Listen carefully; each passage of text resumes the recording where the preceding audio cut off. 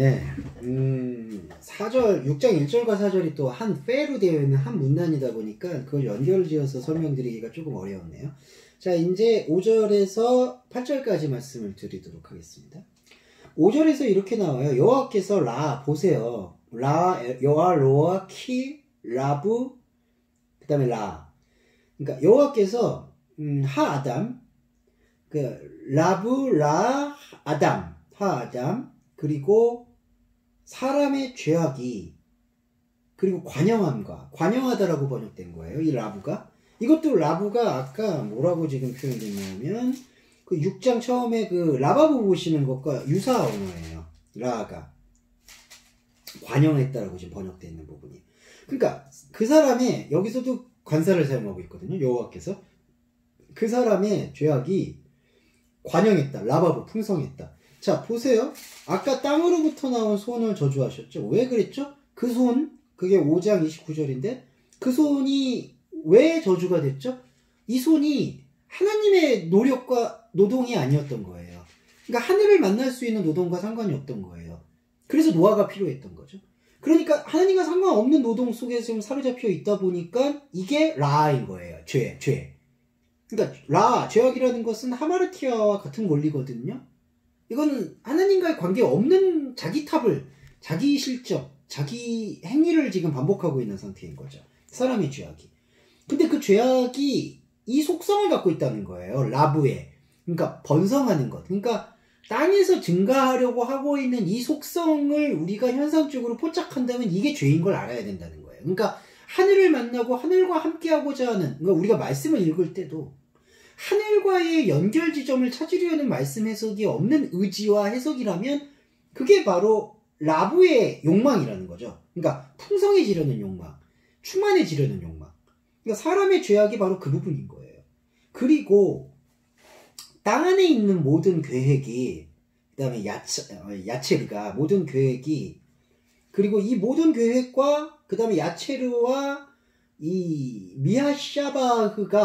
마하샤브죠. 죄송합니다. 마하샤브가 레브로부터 나온 건데, 마음이 뭐죠? 마음이 인간의 어떤 중심성이에요.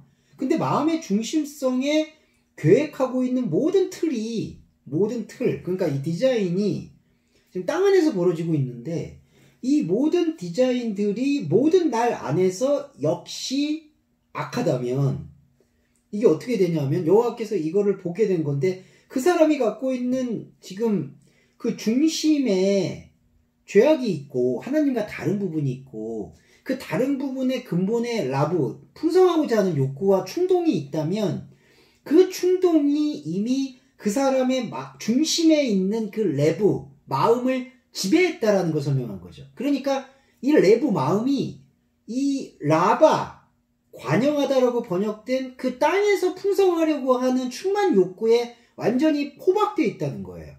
그러면 그렇게 포박되어 있는 상태 속에서는 그 마음의 지도라고 합니다. 그 마음이 말하고자 하는, 그리고 마음이 표현하고자 하는, 마음이 일으키고자 하는 모든 디자인, 모든 방향들이 또 하나님과는 상관없는 길을 걷는 거예요.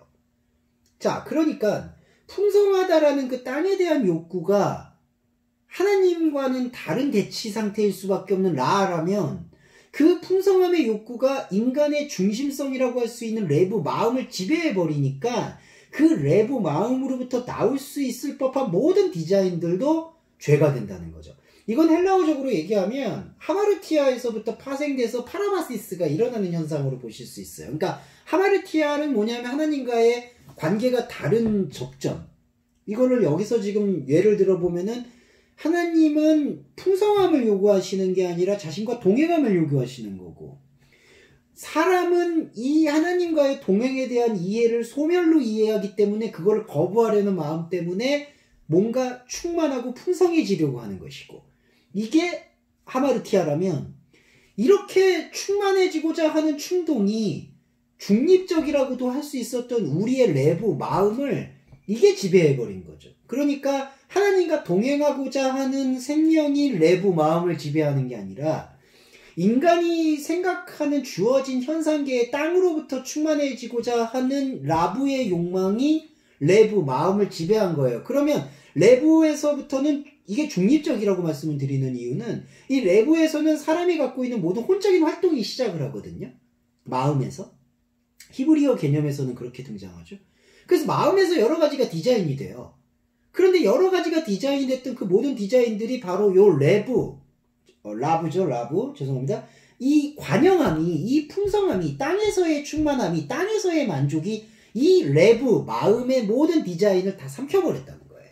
그러니까 이게 죄의 아주 견고함이라는 거죠.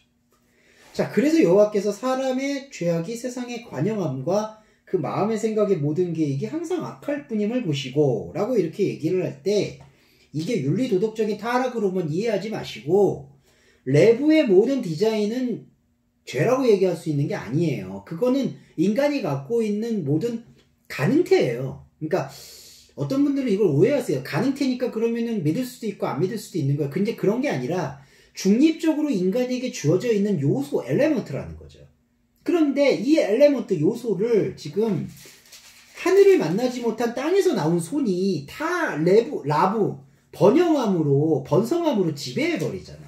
그러니까 어떤 생각이 나오든 그게 중립적이 될 수가 없게 되어버렸다라는 걸 설명을 한다는 거죠. 이게 어렵지만 좀 구분을 세심하게 해서 해야 돼요. 이거를 그냥 뭉뚱그려서 5절을 사람이 하는 모든 행위 썩었어. 모든 행위는 부패했어. 여러분, 이러한 생각이 얼마나 사람을 황폐하게 만드는지는 아셔야 됩니다. 그러면 자칫 잘못하면 우리 마음속에서 나오는 지적 활동, 영적 활동, 이 모든 부분들까지 그냥 다 악으로 몰아버리니까. 그러면은 이 중립적으로 나왔던 이 레부에서 나오는 것들까지 다 그렇게 판단해버릴까요? 그러니까 사람이 또 선악과에 얽매여 있는 거예요. 사람 모두 악해. 그냥 이렇게 그냥 비판하듯이. 그게 아니라는 거죠. 자, 그 부분을 좀 제가 답답하면서 말씀을 드렸고 6절에 여호와 하나님이 땅 위에 사람 지으셨음을 한탄하사 마음이 근심한다고 하잖아요. 한탄이라는 게 나함이라는 단어인데요. 이게 돌이키다, 한숨 쉬다라는 뜻이에요. 그러니까 자, 한숨을 쉬다, 돌이키다 이 뜻이 무슨 뜻일까요? 여호와께서 그 사람의 땅 위의 아샤를 돌이켰다. 다시 봤다는 얘기예요. 이게 여러분. 그러니까 이게 한탄이라는 단어로 지금 번역이 됐는데 죄송합니다. 맞아요. 한탄이에요. 지금. 이게 감정적으로 야 내가 잘못 지었고 지금 이런 얘기를 하는 게 아니라 그 땅 안에서 그 사람의 그 아샤의 본질을 여호와께서 다시 돌이킨 거예요. 근데 여호와가 왜 돌이킬까요? 왜 다시 볼까요? 왜 한숨 쉬면서 그걸 볼까요? 한숨 쉬었다는 게 이렇게 답답해서 한숨 쉬었다는 얘기가 아니라 한 텀을 두고 다시 봤다는 얘기예요. 왜 여호와가 다시 보죠? 여호와 하나님은 그 사람에 대해서 다시 볼 이유가 없어요. 우리 때문이에요.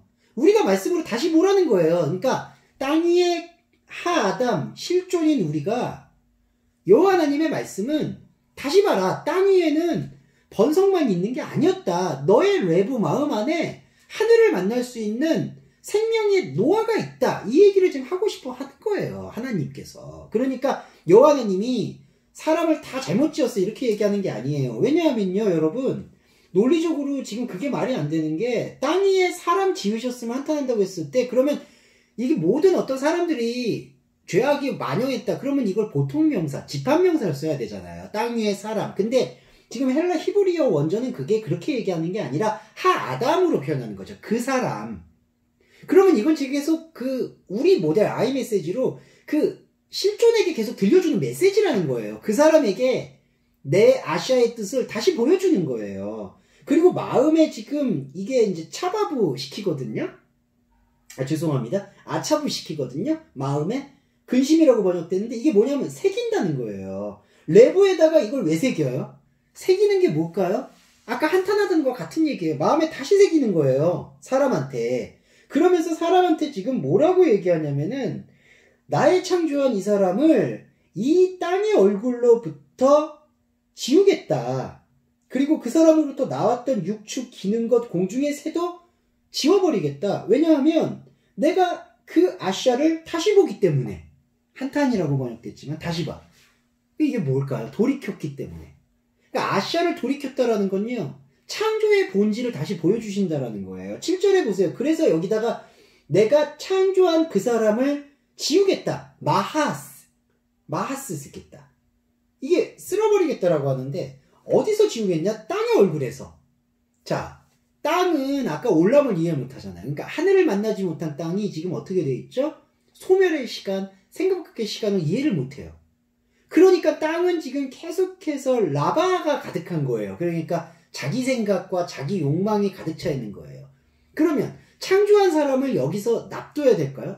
내버려둬야 될까요? 그게 아니죠. 지워야죠. 이 쓸어버린다라는 게, 이 마하라는 게 바로 지운다는 거예요. 지워버린다. 지워버린다는 게 여러분 무슨 단어랑 어울리죠? 올람과 어울리는 거예요. 소멸의 시간과. 그러니까 여기서 굳이 그 사람을 뭐라고 언급하냐면요. 하아담 아쉐르 파라트 창조한 그 사람을 여기 강조하잖아요. 여기 7절에. 그러니까 창조했다는 뜻을 강조하는 거예요. 지금 말씀이. 강조하면서 어디서 지워요? 땅에서 지우겠다. 땅이 지금 라바가 가득 차 있잖아요. 그러니까 라바가 가득 차 있는 것 안에서 지금 하나님이 뭐라고 얘기했죠? 내 영이, 내 루아흐가 이 땅 안에 있는 번성과는 함께할 수가 없다. 지금 그거를 되게 예표적으로 3절에서 설명했잖아요. 그러니까 땅에서 지워야죠. 이 유명하려고 네피림만 가득 차 있는 땅에서 창조한 사람 지워야죠. 여러분도 지워줘야죠.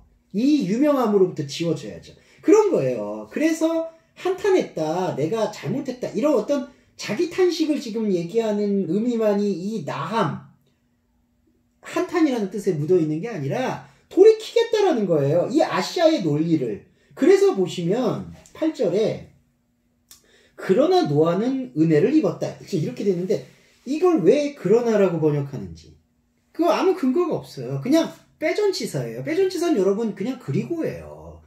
여기 반어법을 왜 씁니까? 그러니까 여기서 왜 but이 나와요?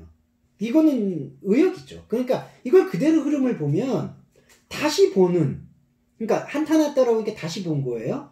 그리고 땅의 욕망에서 지운 창조한 그 사람이 바로 노아라는 거예요. 8절에. 그리고 노아는 여호와의 은혜를 입었다. 여기서 이것도 단순히 이렇게 돼 있는데 여호와께 은혜를 입었다라고 돼 있는데 이거는 이렇게 번역해 볼 수 있어요. 마차 헨 아인 여호와. 여호와의 눈에 은혜로 발견되었다. 여호와의 눈이라는 게 강조돼요. 여기 아인이 등장해요. 그러니까 자, 여기서 왜 발견되었다 눈을 강조할까요? 아까 하나님의 아들들이 2절에 사람의 딸들을 보잖아요. 그게 뭐냐 하면은 깊게 관계를 맺었다는 얘기거든요.